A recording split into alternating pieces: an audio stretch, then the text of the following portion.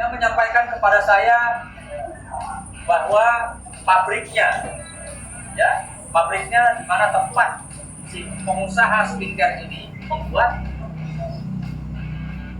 ada bahan-bahan yang tidak seharusnya masuk dalam produk-produk. Maka bersama ini saya juga ingin menyampaikan kepada Jokdik, saya Bang Nahak pada saat itu bertemu dengan teman-teman media menyatakan sikap siap membantu masyarakat korban skincare, dan masih sampai detik ini kami berkomitmen akan hal itu. Yang dimana pada saat kami menyampaikan jumpa pers terkait dengan komitmen kami, yang dimana pada saat itu ada senior kami yaitu Bang Petrus Balapationa yang secara profesional saat ini sedang menjadi kuasa hukum dari salah satu pengusaha skincare. Kami ingin menyampaikan bahwa tidak ada kaitannya dengan kami. Saya tidak kenal dengan klien dari Bang Petrus Balapationa, pengusaha skincare. Saya tidak kenal, dan kami juga ingin menyatakan, mengklarifikasi bahwa kami bukan bagian atau tidak menjadi pengacara pengusaha skincare. Karena ini perlu digarisbawahi supaya tidak ada fitnah, tidak ada dugaan, tidak ada kekecewaan masyarakat terhadap kami yang sudah berkomitmen untuk ikut berperang melawan para yang merasa dirinya mafia skincare. Penting ini kami sampaikan supaya tidak ada, saya lihat di postingan Instagram dan di situ juga Dokter bicara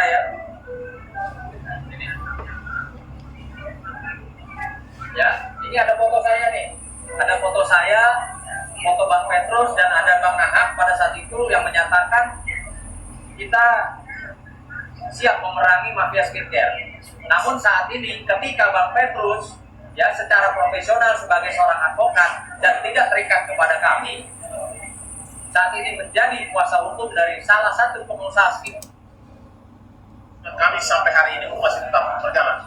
Yang kedua, bahwa untuk pengusaha, usaha kosmetik atau dalam hal ini adalah skincare yang ada dugaan ada bahan-bahan berbahaya, bahkan ada dugaan mafia skincare, kami juga minta kepada pihak pemerintah, terutama Kementerian Kesehatan dan juga BPOM, untuk turun tangan mengevaluasi yang namanya izin yang pernah dikeluarkan kepada perusahaan kosmetik atau skincare yang beredar saat ini. Kalau memang dia menyalahkan aturan atau bahan-bahan yang membahayakan masyarakat, itu harus segera ditarik, dan juga pemiliknya harus diberikan sanksi hukum pidana atau perdata.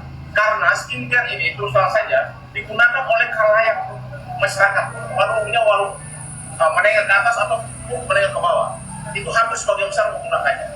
Makanya kami minta juga supaya evaluasinya juga oleh pihak yang memberi izin, dan juga kalau memang ada skincare yang beredar dan tidak berizin, agar juga segera dilakukan tindakan-tindakan evaluasi di lapangan. Karena ini kegaduhannya harus dihentikan, dan dihentikan dengan cara apa? Dengan cara penegakan hukum, supaya para skincare yang nakal ini ataupun mafia skincare ini harus juga mengikuti aturan hukum yang berlaku.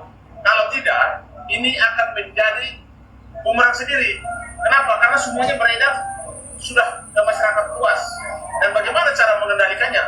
Tidak mungkin perorangan juga melakukan investigasi, karena negara hukum, siapapun yang mengeluarkan yang namanya izin, lembaga manapun, lembaga pemerintah, itu juga yang juga harus melakukan evaluasi dan menarik izin yang memang sudah dikeluarkan, dan ternyata ada dugaan atau ditemukan oleh lab bahwa ada bahan-bahan yang memang berbahaya, dan itu bisa merugikan masyarakat pada umumnya. Bukan itu cuma ditemukan, tapi sudah ada pengakuan dari owner pabrik, pengakuan kepada saya bahwa dia memasukkan bahan-bahan yang, dan kami sampai hari ini pabriknya dia sampai dicabut izinnya karena ada bahan-bahan berbahaya yang diduga masuk ke dalam produk yang sekarang di tangan para pengusaha skincare, yang juga mungkin sudah dijual pada masyarakat. Ya, kenapa saya menyatakan demikian juga? Karena si pengusaha skincare ini, ya, yang lagi rame, dia merasa dirinya mau diperas oleh Nikita Mirzani, ya, merasa dirinya mau diperas oleh Nikita Mirzani, si pengusaha ini. Nah, pengusaha ini ngambil barangnya dari pabrik yang berkomunikasi dengan saya, yang curhat sama saya bahwa barangnya itu mengandung bahan berbahaya dan karena itulah izinnya dicabut. Nah, artinya kalau kita kembali, seorang atau para pengusaha skincare, kenapa kalian mesti takut barangnya direview oleh siapapun lah, mau sama Nikita, mau sama Doktin, mau sama Bang Nahat mungkin. Kenapa mesti takut kalau memang tidak ada kandungan barang-barang berbahaya? Kenapa mesti mengeluarkan duit miliaran? Coba, saya rasa masyarakat sudah pintar lah. Orang mau mengeluarkan duit miliaran itu ada apa? Gitu. Nah, kalau yang berkaitan dengan pabrik, ya, pabrik yang dicabut izinnya, yang dimana ownernya berbicara dengan saya, si pengusaha ini, ya, merasa mau diperas oleh Nikita Mirzani dengan jumlah 15 miliar, gitu loh.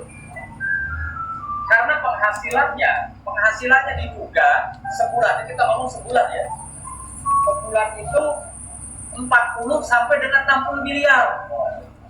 Bisa nggak kalian bayangkan berapa banyak skincare yang beredar di Indonesia sehingga menghasilkan duit puluhan miliar, yang dimana itu mengandung bahan-bahan berbahaya, sehingga si pemilik pabrik izinnya dicabut.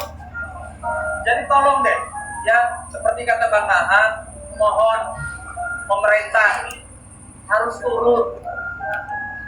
turun, ya, Bepom khususnya atau di pihak kepolisian kriminal khusus turun, sidak, kasihan masyarakat saya. Isi komunikasi, Dokter juga ya, jangan salah paham sama saya. Memang betul Bang Petrus Balapationa, senior kami, advokat, pada saat itu respon bersama kami bertiga.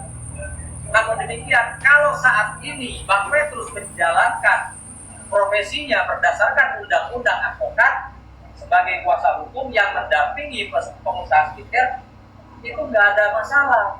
Dan triknya dia sampai dicabut izinnya karena ada bahan-bahan berbahaya yang diduga masuk ke dalam produk yang sekarang di tangan para pengusaha skincare, yang juga mungkin sudah dijual pada masyarakat. Ya, kenapa saya menyatakan demikian juga? Karena si pengusaha skincare ini, ya, yang lagi rame, dia merasa dirinya mau diperas oleh Nikita Mirzani, ya, merasa dirinya mau diperas oleh Nikita Mirzani, si pengusaha ini. Nah, pengusaha ini ngambil barangnya dari pabrik yang berkomunikasi dengan saya, yang curhat sama saya bahwa barangnya itu mengandung bahan berbahaya dan karena itulah izinnya dicabut. Nah, artinya kalau kita kembali, seorang atau para pengusaha skincare, kenapa kalian mesti takut barangnya direview oleh siapapun lah, mau sama Nikita, mau sama Doktin, mau sama Bang Nahat mungkin. Kenapa mesti takut kalau memang tidak ada kandungan barang-barang berbahaya? Kenapa mesti mengeluarkan duit miliaran? Coba, saya rasa masyarakat sudah pintar lah. Orang mau mengeluarkan duit miliaran itu ada apa? Gitu loh. Nah, kalau yang berkaitan dengan pabrik, ya, pabrik yang dicabut izinnya, yang dimana ownernya berbicara dengan saya, si pengusaha ini, ya, merasa mau diperas oleh Nikita Mirzani dengan jumlah 15 miliar, gitu loh. Karena penghasilannya diduga sebulan, kita ngomong sebulan ya, sebulan itu 40 sampai dengan 60 miliar. Bisa nggak kalian bayangkan berapa banyak skincare yang beredar di Indonesia sehingga menghasilkan duit puluhan miliar, yang dimana itu mengandung bahan-bahan berbahaya, sehingga si pemilik pabrik izinnya dicabut. Jadi tolong deh, ya seperti kata Bang Nahan, mohon pemerintah harus turun,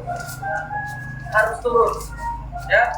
Pemkop khususnya atau di pihak kepolisian kriminal khusus turun, sidak, kasihan masyarakat. Isi komunikasi, dokter juga ya, jangan salah paham sama saya. Memang betul Bang Petrus Balapationa, senior kami, advokat, pada saat itu respon bersama kami bertiga. Namun demikian, kalau saat ini Bang Petrus menjalankan profesinya berdasarkan undang-undang advokat sebagai kuasa hukum yang mendampingi pengusaha skincare, itu nggak ada masalah.